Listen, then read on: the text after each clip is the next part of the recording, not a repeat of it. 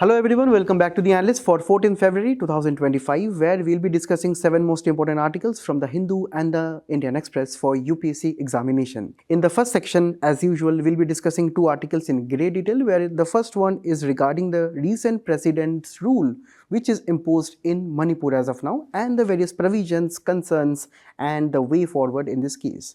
In the second article, we'll be looking into the various basic aspects of heat waves and the heat action plans, and also the various measures that the government of India is taking in this regard. In the next section of the discussion, where we'll be taking up the simplified articles, where 5 more articles will be discussed with reference to the upcoming prelims 2025 examination. So stay tuned. Hello guys, welcome to the Analyst. I hope you all are doing well, and especially we have prelims examination upcoming in 100 days. So right now we have to step our game, and we have to keep on revising the basic essentials and also be aware of the current affairs. So for that, let us start with the very first article here. We have here recently the president's rule imposed in Manipur. And let me tell you, Manipur holds the record for the most incidents of president's rule, with the last one happened between 2001 to 2002, and this is marking the 11th time where president's rule has been imposed in Manipur. So it is very important for our prelims, right, where we have Indian polity and governance, to look into the various basics of what president rule is all about. We also have to look at the various issues and some Supreme Court cases and some committee recommendations and the way forward. So let us start with this discussion, and in the very beginning I want to give you a very brief background as to how the events unfolded in Manipur. We are all aware of the recent conflict which is ongoing there. We are quite aware of the various ethnic tensions and the political crises which are going on between the Kuki and the Meitei communities, between the hill communities and the plain communities, between the political aspirations of economic development, and so many other reasons, in which there have been around more than 250 deaths and 60,000 people have been displaced in this entire conflict which has been going on more than 1 year right now. And here recently, the recent incident which is coming from Manipur is that their Chief Minister Biren Singh, now the ex-Chief Minister, resigned. He resigned due to various political tensions, and because there were various sections of the Indian society who actually is telling that Manipur crisis is a national failure, a scar on India's conscience as government chose to look away. These are the various opinions, the various critics who are telling all these things, that it is mainly the failure of the political dispensation of the state.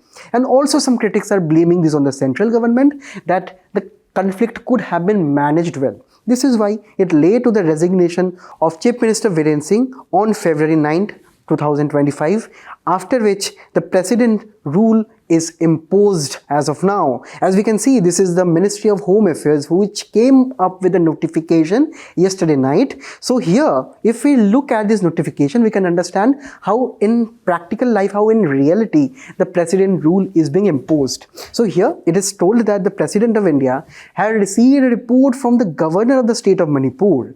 And here, this report is telling that the situation has arisen in the state in such a way that the state government cannot be governed according to the provisions of the Constitution of India.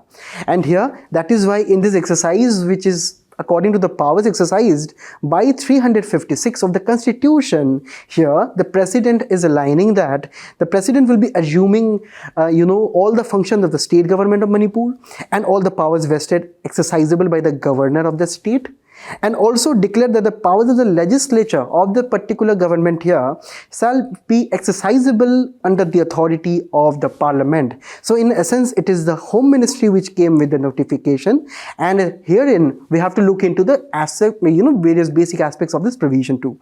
Now, when we talk about president's rule, this is also known by state emergency or constitutional emergency, where we have 2 more kinds of emergencies, where we'll be not going into them. We will be focusing on the president's rule concepts here, where here, according to president's rule and the provisions of Article 356, the state government and the legislative functions, as we have seen in the notification itself, it comes under the main domain of the central government, that is president, which exercises its power via the governor of the state, right? So that is why the state legislative assembly is put in suspended animation. And here also when we talk about the administration, executive power, and also the state legislative assembly, right, barring this, the judiciary is not affected. The high courts will be functioning as usual because it is coming under the Supreme Court. And here there are two primary Constitution of India grounds under which we can actually have the President's rule in any state, which is given in these two articles, 356 and 365. According to 356, it states that if a particular state is experiencing a breakdown of the constitutional machinery in the state, it can be prone to the President's rule. Also, if at all the state government is not complying with the various directions given by the center or the union, it also can be a potential ground for the imposition of the President's rule. In practice, what happens is that maybe there are some situations due to which the vacuum is there in the state government, the constitution is not able to operate. So in practice there are 3-4 grounds. The first ground is that there can be some situations where the chief minister or leader cannot be appointed. Also there can be a breakdown of a coalition between which the governor cannot choose between the actual leader. Also there can be a vote of no confidence motion, so during which the leadership will be challenged. And also, we can have cases of natural disaster, epidemic, or war, during which, in actual practice, we have the imposition of the President's rule. Now, we need to talk about President's rule and the various provisions pertaining to its approval and the duration. When it comes to the President's rules approval, right, it has to be coming from the Parliament, and by this we mean both the Lok Sabha and the Rajya Sabha. So there can be some cases during which Lok Sabha has already been dissolved or will be dissolved in the upcoming 2 months. That is from the date of the notification that I have shown you. Right? So from this date, we need to actually give around 2 months for the Parliament to approve. Now in this case, if the Lok Sabha has been dissolved or will be dissolved, we have to understand there is a provision where the Rajya Sabha has to pass this proclamation in the meantime, and when the new Lok Sabha will be, in particular term, right, or will be formed, so within the 30 days, that particular proclamation must be approved by the Lok Sabha. This is the first one. Also, when we talk about the other provisions here, the 44th Constitutional Amendment Act of 1978 becomes very important. But before that, we have to discuss about the 38th Constitutional Amendment Act of 1975. So this tells that, this actually made the provisions of the President's rule quite draconian in nature, because it told that President's rule proclamation cannot be inquired into any court of law, and it was actually hailed as something which is going against the federal provisions of the Constitution too. That is why the 44th Constitutional Amendment Act of 1978 scrapped the entire provision of this particular thing here, and it told that the President's rule can be extended beyond 1 year only in 2 cases where we have national emergency in the entire of India or in some parts of our country, and also in another case where Election Commission of India must be certifying that due to various difficulties we cannot conduct the elections right now. So only under these 2 grounds we have to understand that it can be extended beyond 1 year with 6 months at each time, with approval done by the Lok Sabha and the Rajya Sabha being considered as Parliament of India, right? So Parliament of India must be approving this in the meantime.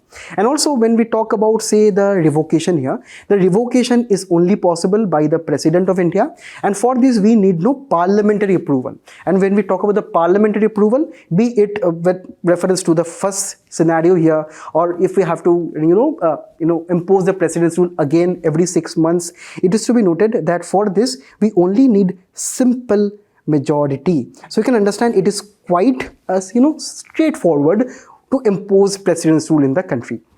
And here, when we talk about the impacts are actually far reaching. When we talk about the Council of Ministers, they are dismissed, right? And here, the governor administers the state with the help of chief secretary or any other president appointment advisors. And here, we have to understand the entire state machinery is operating under the governor. State legislature here can be suspended or even dissolved. Yeah, right. And also when we talk about the Parliament, right, Parliament will be responsible for the bills and the budgets of this concerned state government, right? And when we talk about, say, any kind of ordinances, this will be passed by the president, and this can actually legislate on the various laws that are needed for the day-to-day functioning of the state government. It is to be noted that even after, the president rule has been revoked, these laws will be in operation until and unless the state legislative assembly is desiring otherwise, right? And also, when we talk about the delegation of various legislative power, it is only possible with the, say, president of our country. So this can be delegated to any other authority too. Now, when we talk about the criticisms here, this is very important because it has been seen in our country that in the past and also in the present, as we can see as of now, that there has been a recurrent use of president's rule, and it is not good for the federal, say, aspects of our country. When we try to use president's rule again and again, it is not good for the democracy of that particular state government. We have to understand that the leaders, right, for example, the council of ministers are actually elected with reference to the democratic principles, right? So they have fought elections, they have come to the assemblies, they have formed the government. So if we try to, say, subvert that process and bring in president's rule, that is undermining the core democratic values. And the second one, we have to understand that this is suppressing the democratic process of entire consultation that we have discussed as of now, right? So this is suspending that particular process, and not only it is suspending, it is also making the elections being held, quite difficult. And also we have to understand the state government and the various executive members there, they also do not have any say after the president's rule has been imposed, because it is the governor who is, not a democratically appointed person who is running all the shots in that particular state. And finally, we have to understand it is the entire process, the first two reasons, are actually leading to the decline in the federal values of our constitution. We have, an union and also the various state governments, and we have to understand that federalism is very important for the functioning of healthy democracy in the country. If at all it is imposed, we have understood the president via the governor is becoming too much powerful in all of the aspects of the state government. Also, this is hinting towards a centralization, say, tendency. As we can see here, that there are some aspects, some examples in the past where we have seen that the state governments, right, they were subverted via president's rule to actually bring in the center's power in those state governments. You let me know in the comment section what exactly I'm referring to, right, in the post-independent history of India. So this happened quite, frequently, due to which there also have been various Supreme Court cases. So that is why this is also tending towards centralization, which is very dangerous for the federal, aspects of our country. And finally, we have to understand subsequent imposition of president's rule impacts the development aspirations of the state too, because it leads to the blockade of various government policies, schemes, and all of the things which the state government actually have planned for the people. When suddenly the president rule is coming into picture, all of the things are disrupted. So the development also sometimes takes a backseat whenever we see president's rule. So in this way, to get rid of the criticisms, we have some Supreme Court judgments and also key recommendations by some of the important committees. Let me tell you, some of the committees have also been, asked in the prelims PYQs too. For example, Sarkaria Commission. So here, firstly, the Sarkaria Commission is telling that president's rule must be used only as a last resort when all the other options have been exhausted to discipline the state government. Obviously, there can be situations as to which we may need, emergency provisions such as, president's rule. But it is not that we will be using this again and again. Also, whenever we are, imposing or giving some directions to the state government under Article 365, so the government should also tell you, the central government should also tell you the alternative course of actions that you must be doing this to correct yourself. Also, the government report, right, must be available in the public domain. And this is the reason why the report must be a speaking document, not a veiled document which is under the curtains, which is not displayed, which is actually, because we have to understand, this governor's report is actually serving as one of the most important things when it comes to the imposition of the president's rule in the state. So that is why this report must be available to all for us to read and understand as to what are the reasons as to what led to the constitutional, mechanism failure. Next, under the Puche Commission recommendations, it told that we can actually localize some provisions of this precedence rule in some parts of the state instead of implementing the entire precedence rule across the entire state. So this will be actually will not be impacting the governance, developmental schemes and all those important things. So wherever we have some conflicts, we can impose there. That is what we can do. And also when we have to understand that precedence rule and the various provisions here according to this article 355, it is a duty of the union to protect the states against external aggression and internal disturbance. So with reference to any internal disturbance which is taking place, for example in Manipur, we can actually extend precedence rule to only those districts which are seeing violence, right? So this is what we can do. So this is what even Pucci Commission is also talking about. And also he's telling that this precedence rule should not be stretching for more than 3 months. After this, the Interstate Council, which is according to Article 263, it told that the proclamation must be ratified within 1 month. 2 months is actually quite long, right? And also this must be requiring a special majority, because as of now the simple majority is simply too easy for the governments to pass. Also, according to National Commission to review the working of our constitution, it is actually recommending that it must be used sparingly, and also this is with reference to the heels of Sarkaria Commission. And also the State Legislative Assembly should not be dissolved before proclamation is approved by the Parliament. So this is also one of the most important provisions. And keeping all these commissions in mind, and also the 38 Constitutional Amendment Act, this most important Supreme Court judgment of Isar Bommai case of 1994 is important for us to understand. It told that be it whatever it is, precedent rule is always subjected to judicial review. Also, additionally, please do go through this list, because these are the two things which Sarkaria Commission and also the Isar Bommai judgment, it emphasized on. There are some cases where we have proper use of precedence rule, such as the case of hung assembly, or when the majority party is declining to form government, where we cannot find a coalition, the government cannot find a coalition, where the central government is giving some instructions to the state government, but it is not listening. So these are some cases. Also internal subversion and physical breakdown, these are the cases which are quite genuine when it comes to imposition of the precedence rule. But there are some improper uses also, such as government is recommending without even possibility of finding the alternative government there, right? Without even conducting the float test. Or also sometimes it can be seen, there can be some trends where the ruling party has suffered a massive defeat as of the 1977 or 80 elections here, due to which there have been instances of precedence rule which have been imposed, which is quite unfair. Also it can be with reference to maladministration or corruption allegations or stringent financial exigencies of the state government, right?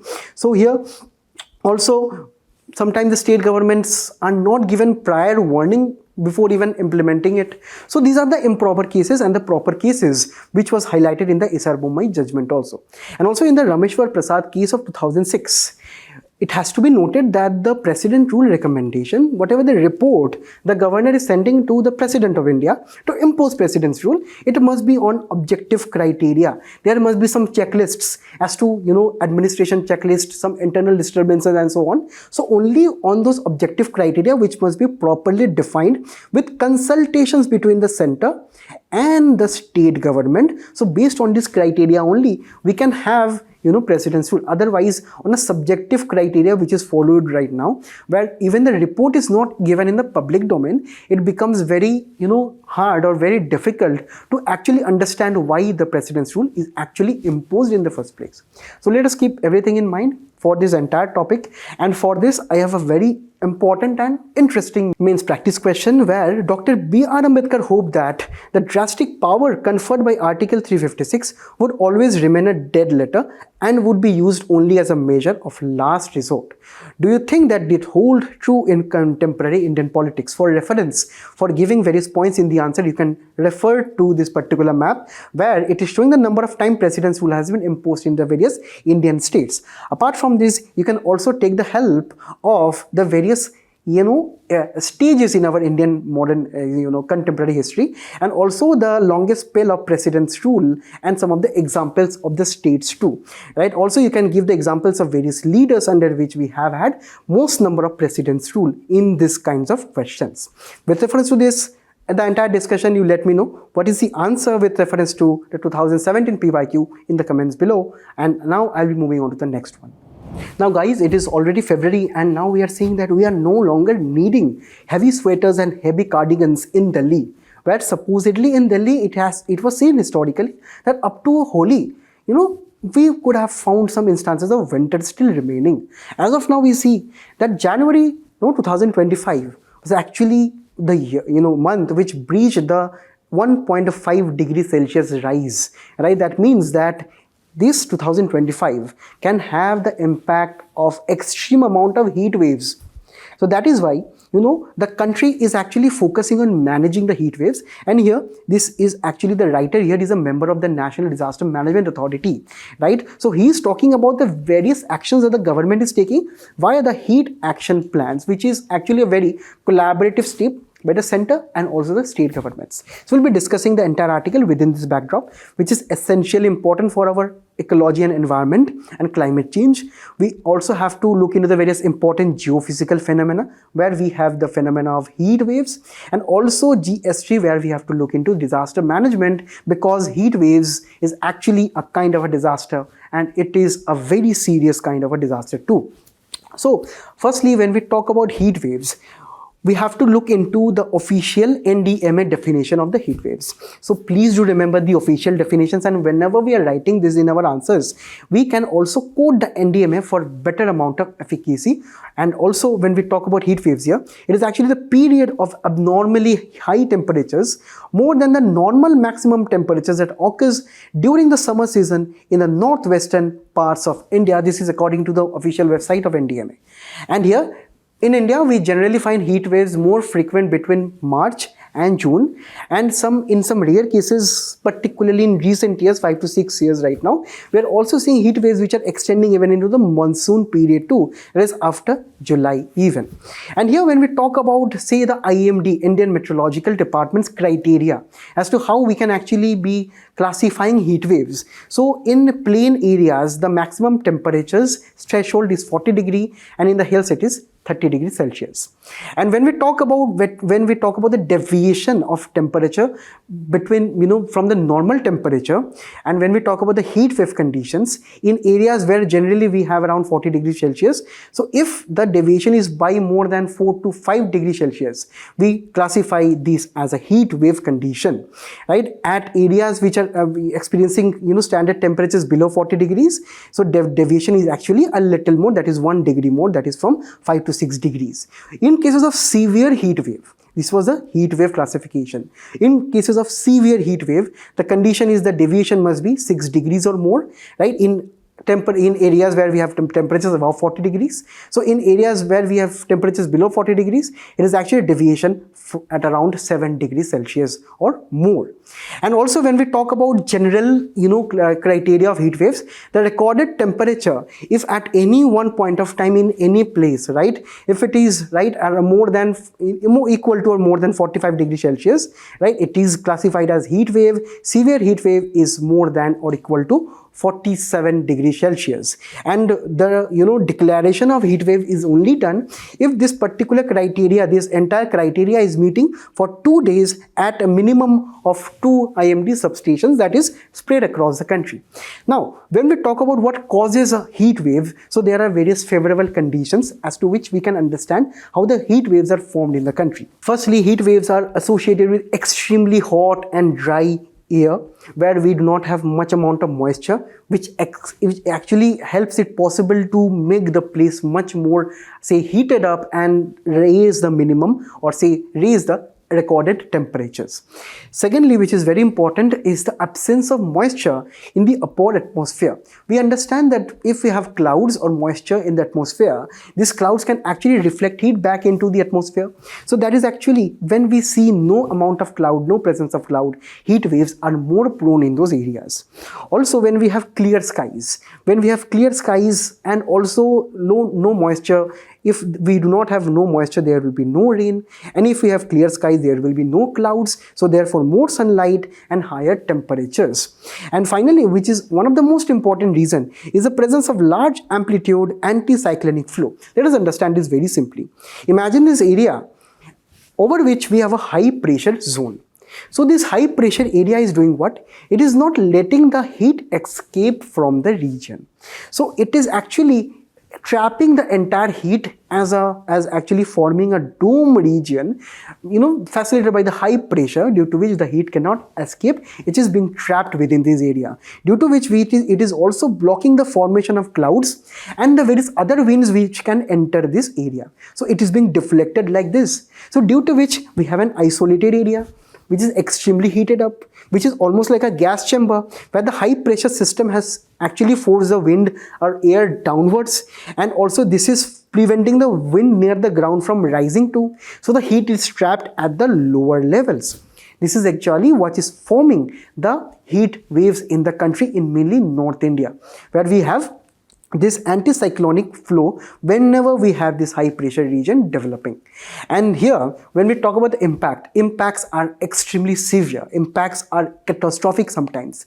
Firstly, when we talk about the prevalence of heat waves as of now, we have seen that over a period of time from 2020, 21, 2022, according to this NDMA report, you can quote this in your answers too. You can draw a map also to beautify your answers. You can show that over a period of time, the trend of heat waves is increasing. And in 2022, we have had 17 heat wave days in North India, which is becoming very severe, as firstly, it is leading to public health crisis. Imagine the cases of those migrant laborers, of those rishka pullers, of those various street vendors, of those various peoples who work on the streets daily under the hot sun in the summers. Imagine their condition. And obviously here, 90% of Indians are vulnerable. Firstly, because we have a large population in North India, and right now we are increasingly seeing, due to climate change, heat waves are no longer common in North India. We can see in this map that almost all parts of our country except Northeast, where it can be presumed that over a period of time, heat waves can also reach here, right? Except these particular regions, we have 90% of Indians who are affected. And there are many Indians who work on the streets.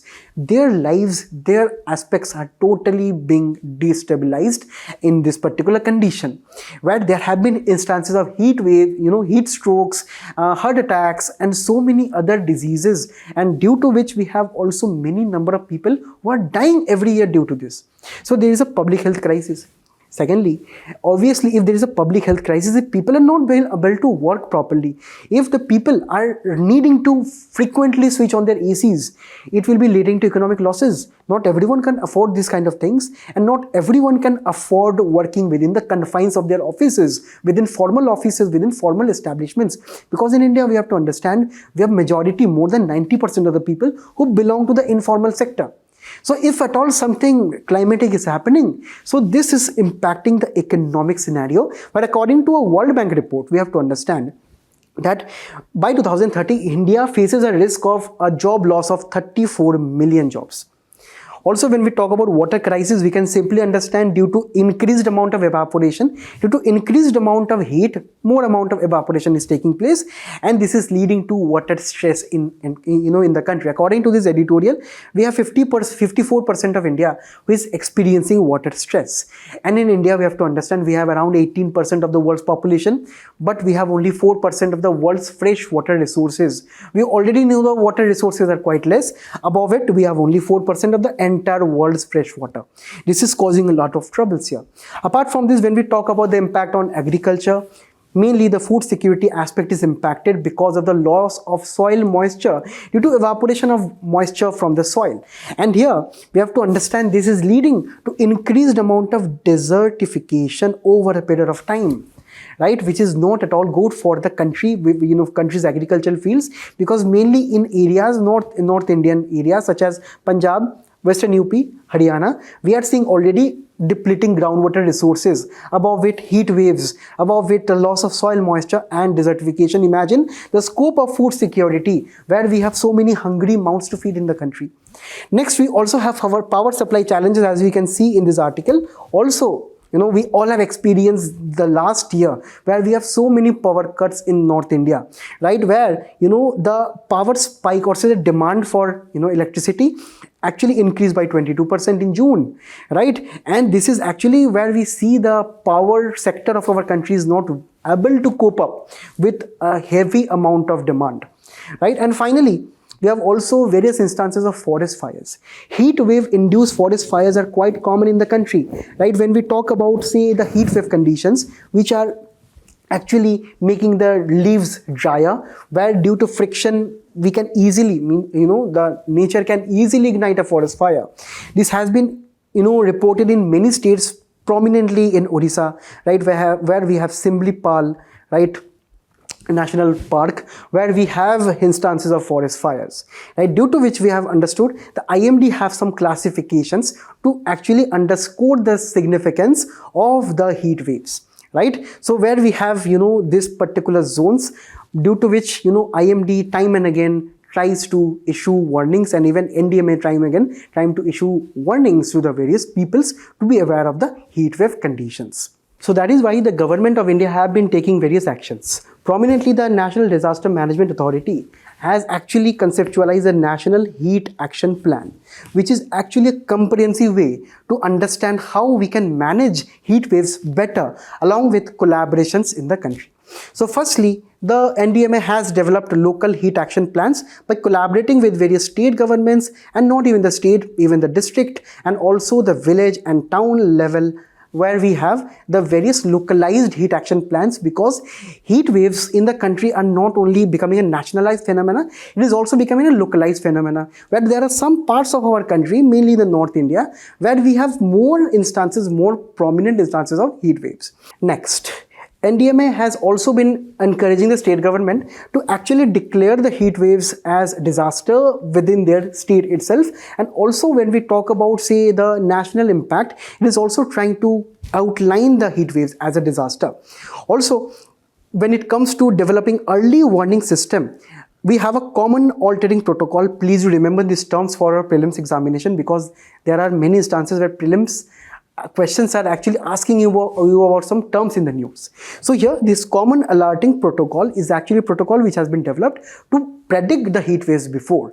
And by prediction, we can actually understand how we can limit the various ill effects. Next, various infrastructure such as cool roofs, green infrastructure, afforestation which is some of the initiatives which the NDMA is taking along with the various state governments, right? These cool roofs are implying that we have various amounts of, say, building materials which are quite cheap, quite affordable, which can be helping us in, building proper sustainable buildings, which can actually insulate the amount of heat.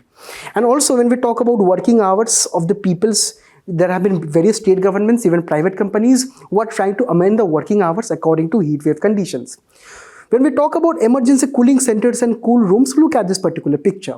This is actually a pilot project which is going on in Jodhpur according to their own heat action plan, where they are almost like bus stations, railway stations. We will be having some cool stops where this will be fitted with ACs or particular coolers, where people can actually go and relax for a period of time before going back to their daily lives. Also, the hospitals are coming up with various heat management protocols, because we have to understand these particular heat waves are very fatal for the people, and be it the ORS solutions, be it with reference to various other medical treatments, the hospitals are keeping this particular thing during these heat wave months. Also, various water conservation initiatives such as various water kiosks at various locations to dispense cool water, and also the rainwater harvesting management practices, mainly in Rajasthan. This is trying to prove a better integration of heat action plans here. And finally, advertisements like this in the newspapers, they spread awareness between the people. But in this article, the author is complaining that the implementation of the heat wave action plan is not actually uniform across the entire country, where there are some challenges here. Firstly, there are various socio-economic differences and also the capturing of real-time data is not possible. When we talk of socio-economic differences, the rich, the poor classes, they are subjected to different impacts of the heat waves. The rich people, they are not at all impacted by heat waves because they have luxurious rooms, ACs and everything. But we have a lack of understanding at what is actually the issues, what are the various issues at the lowest strata of our population, due to which we can actually have a heat index which will be capturing the real-time data and also the various effects, or say the various negative impacts on the various socio-economic people too. Next, it is complained that HAPs are extremely static in nature. They are not evolving over a period of time. And also when we compare with the various state governments, the state governments are also having various initiatives on their own which are not consistent and on a broader national scale. That is why we need better amount of finance funding, we need good amount of infrastructure such as school roof and so on, and also better amount of renewables, right? Because we have to understand a majority of the heat waves and all those things are actually caused by climate change, by global warming. So we have to depend now more on renewable energies. Also, we have a lack of climate change projections or research and development or various studies of how heat waves is impacting the country, or what are the various other hidden factors and so on, due to which we can actually conduct more amount of studies, right? For example, when we talk about the urban heat island, we all know about the concept that due to asphalt and concrete in the urban areas, these absorb heat and in the night time they radiate heat back, due to which it increases the overall temperature, it increases the temperature in heavily concrete urban areas, due to which we have impacts in prominent cities such as Delhi and various other cities, right? The temperatures are much more higher in these areas. So this is actually possible via heat, urban heat island effect. So for this we need better amount of afforestation, we need better amount of green cover. We also need to learn from China's sponge cities, right, which are not only trying to reduce flooding incidents and so on, which is also trying to afforest, right, and have a proper amount of forest ecosystem in the urban areas itself. So this is what we must be trying to build. And also when we talk about the various amounts of states and the measures, they are inconsistent, they are not uniform. That is why we can actually have hotspot mapping the areas with proper amount of GIS to find those areas which are extremely prone. And also we need to better implement the particular heat wave action plan in the states here, for which we need also better consultation with the NDMA, right, where they can actually share various best practices from other countries to the state and the state disaster management authorities too. So this is what the entire topic was. So it becomes extremely important because we have a PYQ from 2010, right? You please let me know the answer of this particular thing here, which is pertaining to global warming. And also for your references, you can practice this mains question too. Now we'll be moving on to the simplified portion. Now the government of India is making the free movement regime much more tougher. We have to remember that the last year the center has actually announced that it will be scrapping the free movement regime. But due to various oppositions from various quarters of the society, civil society, political society and so on, we actually have right now a stricter amount of implementation of the free movement regime, and that is what we are going to discuss now. This is extremely important for prelims, where we have current events of national and international importance. Also for our GST purposes, we need to be aware of the various current affairs relating to the border management of our country. When we talk about the free movement regime, firstly we need to look at this 1643 kilometer long border between India and Myanmar. We have states such as Arunachal Pradesh, we have Nagaland, we have Manipur and Mizoram, which is bordering Myanmar. And here it becomes important for parents also to remember this information. And here we have to understand, since colonial times, the peoples from either side of the borders were having close familial ties with each other. And from the colonial times to even right now, there are many families who actually move in and out of the border due to attending various social, say, institutions or marriage occasions and various other things. So that is why we have to understand that this particular thing was important back then. And here under this free movement regime, it is actually an kind of a free border movement without the requirement of visa between the two populations here. And here all the hill tribes can travel up to 16 kilometers from either side of the border of the two nations. They will be issued a border pass, but the validity will be of 1 year and the stay will be of 2 weeks per visit.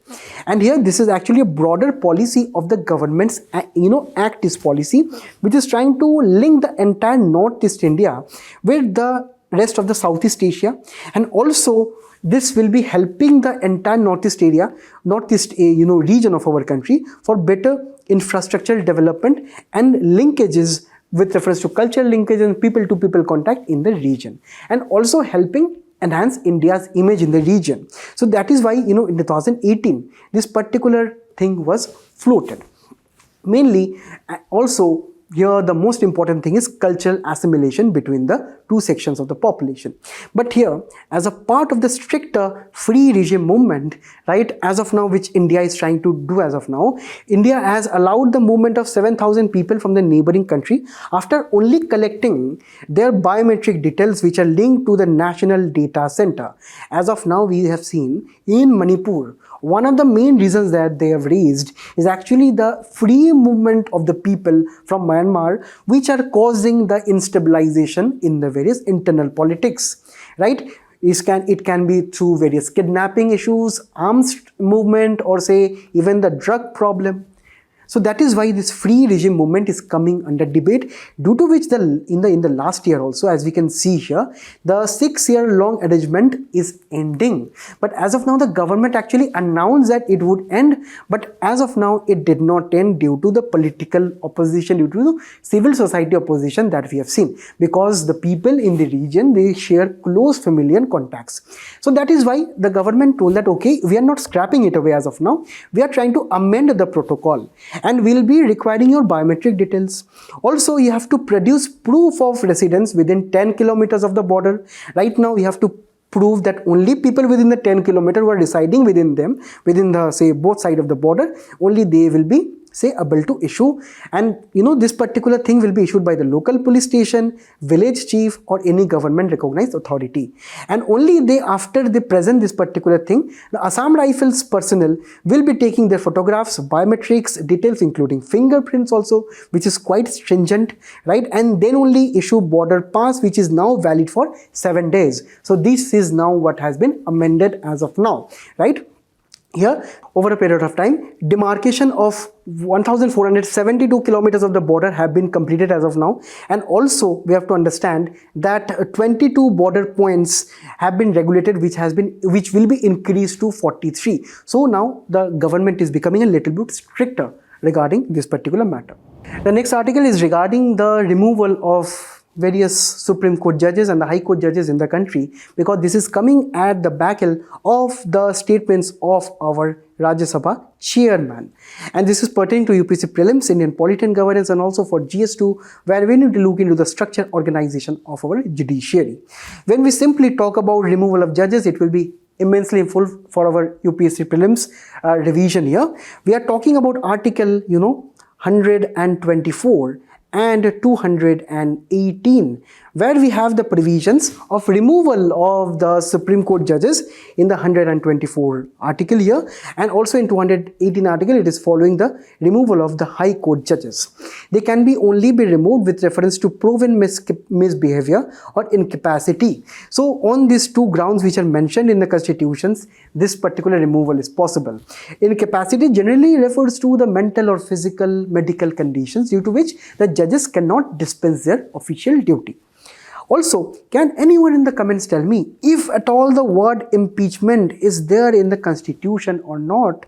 Here it is also to be noted that this removal is only possible by an order of the president, and the procedure for the entire thing, this entire process, is actually elaborated in the Judges Inquiry Act of 1968, which tells that if at all an impeachment motion is introduced, they can be originating in both Rajya Sabha or Lok Sabha.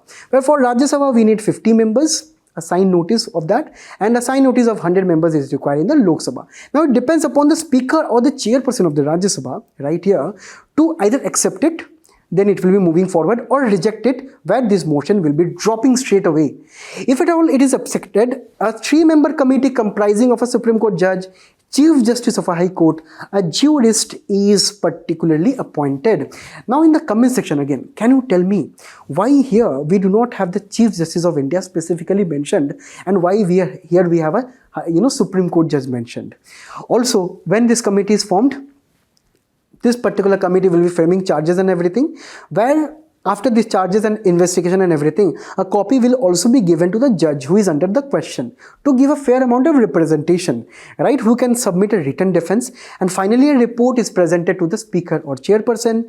Then this issue finally is taken for debate in the parliament, where here under special majority, right, under special majority, this particular thing should be passed by these particular houses here, right? And if passed, it is forwarded to the other houses, and if at all it is passed and forwarded, then it is present to the president, right? If it is passed in both Lok Sabha and Rajya Sabha collectively, and finally president will be issuing the presidential order of removal of that particular judge. So here, the thing is that the Rajya Sabha chairperson is telling that only the parliament has the jurisdiction to constitutionally remove a High Court judge. This is according to recent allegations of the Justice Shekhar Yadav of Allahabad High Court, who is having various issues, say, in the public domain against him. And here, this is bearing the 55 signatures of the Rajya Sabha members who are seeking removal of this particular justice, right, under Article 124 subclause 4, right, of the Constitution. The jurisdiction for the particular stated subject matter, for example here in this case of removal of the judge here, is resting with the chairperson here. This is what he is talking all about. And also in the past, as you can see, not a single judge in India has been impeached in this manner. So it is very surprising while we have the provisions, but this has not been used while this particular thing has been debated, or say these motions have been introduced, notices have been signed, but not a single judge have ever been impeached. And here we do not have a particular question for removal of judges, but this is a 2021 PYQ, which is a very important and interesting one. You please let me know what is the correct answer here. In the next article, we will be talking about the recent technologies of ISRO, which ISRO is trying to right now commercialize in the public domain, and will be helping the private sector develop products based on their own scientific developments. So this is important for prelims under general science, also for GS3, where we have the specific topic of science and technology developments and their applications and effects in everyday life. So here we have so many technologies which have been developed by ISRO over a period of time. We know that ISRO, DRDO, CSIR, these are one of the most successful scientific research institutions, not only in India, but also in South Asia. So there we have to understand that we have so many technologies. I will be delisting the technologies, and you just need to remember the names for your prelims. Firstly, we have the Chandrayaan-3 software for car collision prevention. So Chandrayaan-3 software is particularly guided with various amount of algorithms, software, programs which helped in the rover mission, right? So this will be, for example, in commercial life, in our day-to-day lives, it can be used in auto braking of the, say, various automobiles. Also, driver assistance is possible with reference to this program here. Also, the next technology is 3D LiDAR cameras for crowd counting, because we know LiDAR are having so many applications. For example, it can help us detect our lifestyle diseases by doing proper body measurement. It can also lead to a gesture recognition in our mobile phones, smartphones, and even laptops and so on, right, where we can actually capture user data for developing various user-friendly applications by the private sector, even startups. We can also have near ground navigation, particularly in low level aircrafts such as helicopters, right? Also, NASA's NRCM 204, please remember this particular serial number, coating. This means this is an anti-corrosive coating which can be used as, stabilizing agents, also as a fire, retardant agent. Apart from this, we also have various sensors for airbags and various other applications, vibration management for earthquake and transport, such as we can use this in seismic isolation technology for developing very sensitive equipments, and also various precision machines, particularly in health sector, and finally space grade lithium ion battery for electric vehicles too. So these amount of technologies will be actually facilitated by InSpace, which is an independent body under the Department of Space. Apart from InSpace, we also have NSIL and Antrix. Firstly, we have to understand InSpace is focusing on regulating and promoting private sector involvement in our Indian space sector, where the private sector needs to have various access to infrastructure and resources. Right? NSIL is aiming to boost the manufacturing, domestic manufacturing, or participation in the space programs, focusing on commercial exploitation of space products. Finally, Antrix is also something which we have to understand. It's an arm of ISRO, which is actually trying to deal with international collaboration, international commercial agreements, focusing on ISRO's marketing capabilities to foreign clients. So these differences must be clear. So that is why here InSpace here is trying to commercialize, trying to involve the startups, private sector for commercializing the various aspects of ISROs that we have discussed just now, right? It has identified at least 166 technologies. So this is only the 6 technologies which is given in this article here that can be utilized by the industry for various purposes. And obviously we have to understand this. All things here have been developed by ISRO for its own purpose, right? Whether it's satellite launches vehicle or various other aspects here, but this can be used for the general masses too. So this brings us to a potential question which is based on the applications of some particular concept. So you let me know what is the answer here. For reference, for hint purposes, you can refer to this diagram. Now in this article, we'll be looking at important trends, data pertaining to the India and US trade, which is important sometimes because in prelims there are questions which I will be showing you after this topic, where there are questions between India and the Indian trade partners, where we have also here, the recent meeting of India's Prime Minister with various important officials in the US and also the President there. So that is why it is important for us right now to focus on India-US relations.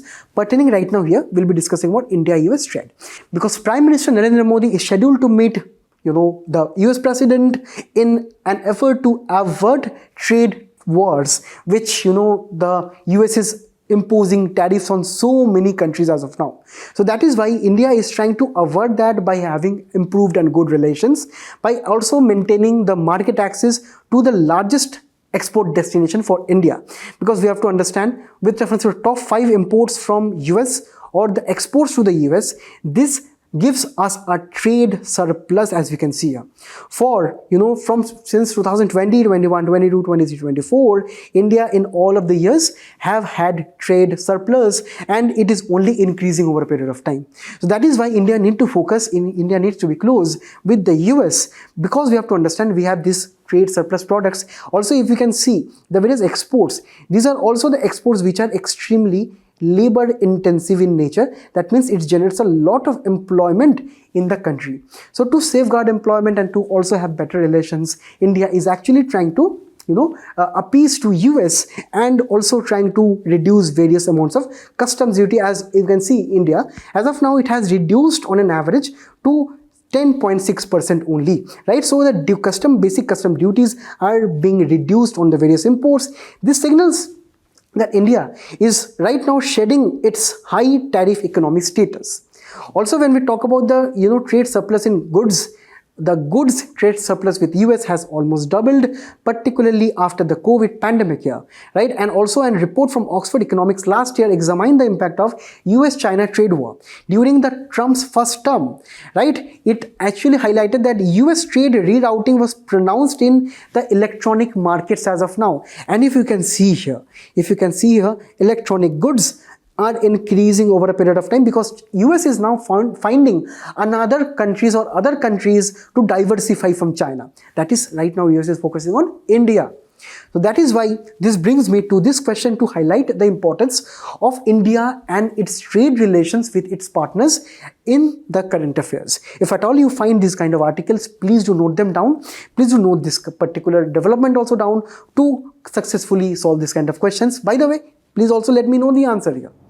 Finally, in the last article, we'll be looking into what is happening in the Democratic Republic of Congo. Here, this is very important for mapping purposes. Firstly, let us look at the location of DRC, Democratic Republic of Congo. Here, we have to understand, firstly, from mapping perspective, UPC asks the various places which are facing conflicts in the news as of now. I'll be showing you another PYQ at the end also. So here you see this country is in news. That is why some of the important rivers such as Congo River, Ule River, right? Even, Lake Albert and Edward and various important lakes in this particular, say, country is important for us to understand. Now, the main thing here which is happening in this region known as Goma, which is surrounding or which is just bordering Rwanda.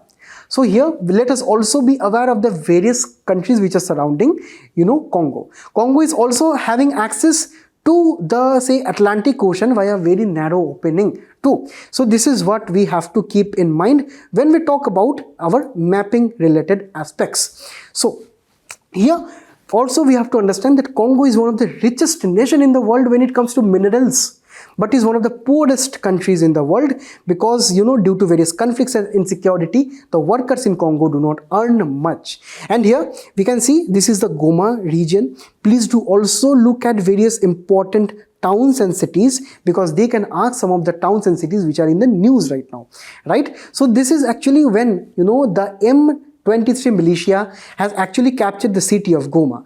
Now this city of Goma is actually, home to two communities known as Hutus and Tutsis. So due to various ethnic clashes between them, so this particular militia is trying to gain prominence over this particular town here. And this town is extremely rich in various mineral resources, right, in the Eastern Democratic Republic of Congo. Firstly, let us look at some of the background here. The background starts from Rwandan war and even before that. What happened is that in this region, I told you, there are two communities, Hutus and Tutsis. So here, the Tutsis were the main community who were running the government in Rwanda when Belgium and Germany was in power, even when the Rwandan country did not get any independence. So naturally, the Tutsis were running the power, but the Hutus were very angry against the Tutsis because the Hutus were in majority in Rwanda, the Tutsis were in minority. Being in minority, they were controlling most of the countries, having high positions, also having the support of Germany and Belgium. But when Germany and Belgium fled the country due to various issues here, this led to the Hutu community being mobilized and driving the Tutsis out of their country. So this led to a lot of influx of Tutsis and also Hutus in DRC, that is Congo, right? So this is when the Rwandan genocide also took place just during the civil war in 1990. But this became even more concerning in 1994 when the Hutu communities totally led a huge amount of massacres when their president's aircraft crashed, right, was actually shot down, and here they led to the genocide of more than 8,000 people per day. And also we have to understand that there is a very famous movie on this particular genocide. You please do watch it to better understand the dispute here. And here, what is the aftermath of the genocide is that there are so many communities in this area between Rwanda and Congo, where there are more than hundreds amounts of, say, militias, where we have some pro-Hutus and also from pro-Tutsis. So this M23 rebel is actually a pro-Tutsi community who are actually trying to, say, lead an extermination against the Hutus here. And also this is the first reason. The second reason is also to have the control over coltan, which is a very important mineral, which is actually a core from where we can get tantalum, which is used in our smartphone, which is actually used in various, say, electronic items. Right now they are in high demand and countries like Brazil also produce, but we have 40% of the global supply coming from the DRC with reference to tantalum. So this is actually one of the most important reasons why M23 rebels are trying to capture this particular region. So with this, you solve this 2024 PYQs where we have some countries and why they are in the news, so we can get an inspiration of the upcoming prelims questions too. And also you let me know what is the answer of this 2022 prelims also question here. To give you a hint, this is related to the Israel and Palestine issue. So with this, I thank you all for being an extremely patient audience here. Please do try to attempt the quiz which is following up. Till we meet again, all the best and best of luck. Have a nice day. Thank you.